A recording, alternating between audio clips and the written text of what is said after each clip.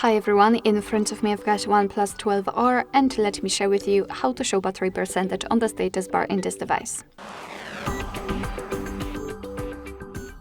So let's start with opening the settings, and here we have to scroll to find notifications and status bar, which is not really intuitive because usually we will just go to the battery, but here we have to open notifications and status bar.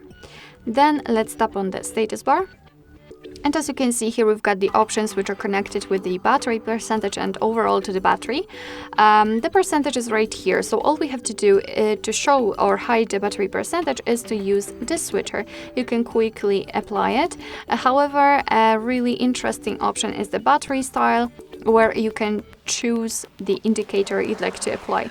So for example, you can show the horizontal one, vertical one, loop one, which is also quite nice, or do not show at all, so your device will display only the battery percentage. It's up to you. I prefer the loop one.